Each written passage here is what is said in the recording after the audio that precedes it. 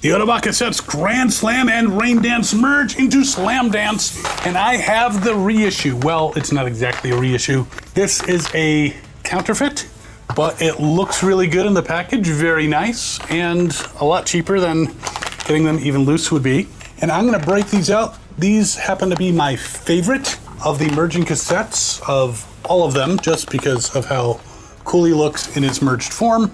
Not saying he's the most posable, but because he is G1. But I'm gonna go through these guys, break it out of this very nice looking package, and go through it bit by bit to see if it's good for your collection. Be right back. All right, so it is very pretty. It's almost a shame to open this up, though I could always buy another one. You can see it has the tech specs on the back with both Grand Slam and Raindance represented. It's got the one robot point, and it's got the instructions on the back, which are pretty simple instructions for each cassette and for merging them together. And they have all the accessories. It's a beautiful looking package, but I will break it out for you. So they are cassettes. They were never featured in the G1 cartoon, and they were really underutilized in the G1 comic. They basically were data tapes that were in a pirate chest that the Decepticons had to find so that they could find the underbase. But just like most cassettes of the time, they have the MC60 stuff on them, A and B side. Well, they don't have the B side. The B side is plain, well, except for a Autobot symbol there and a little silver detailing there. But they're pretty cool looking cassettes, micro cassettes at the time.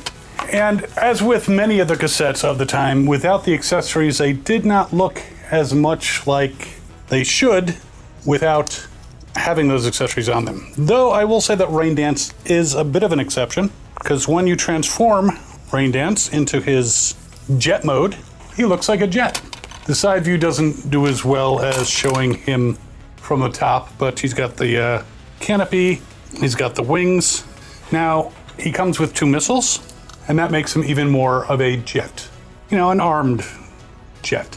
So pretty cool. The posability on these guys, I mean, cassette, there's none. Jet, there's really not anything you can do other than, you know, that's pretty much it.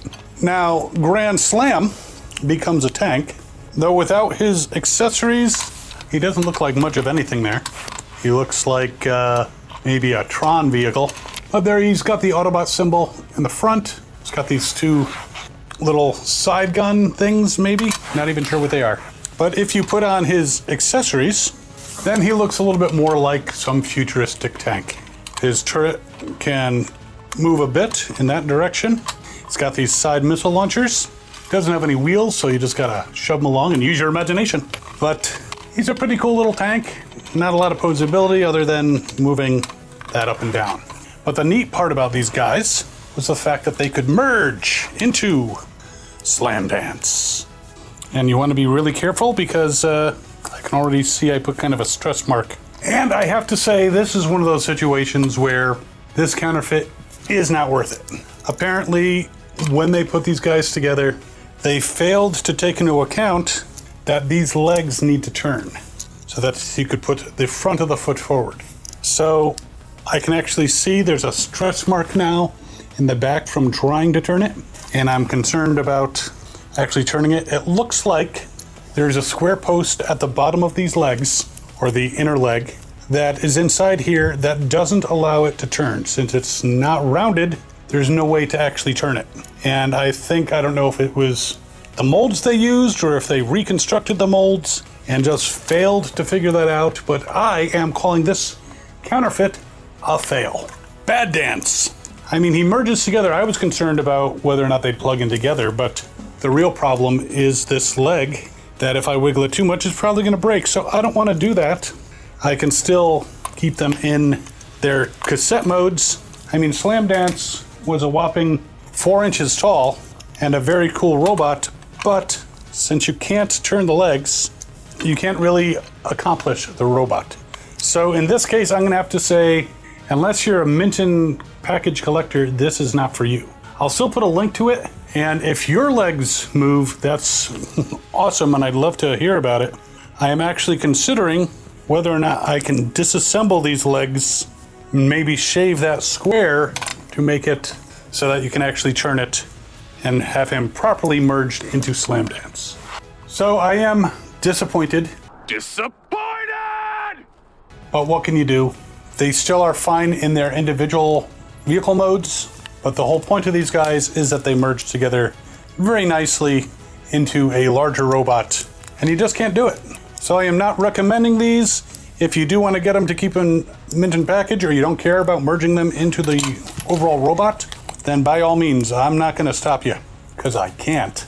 But just fair warning that you cannot put them together. Now, maybe the ones that you get, if you order them online, might actually have the capability of turning the legs. I will put the vendor that I got mine from, and then maybe an additional vendor, and maybe that vendor has a slightly different mold that actually accomplishes it. But these guys, no matter how cool they are, this particular counterfeit reissue does not stack up to the original. Comes close, but major component missing. However, Dr. Wu put out some really cool versions of these guys that are more modern cassette for Transformers size. And you can check out that video over here.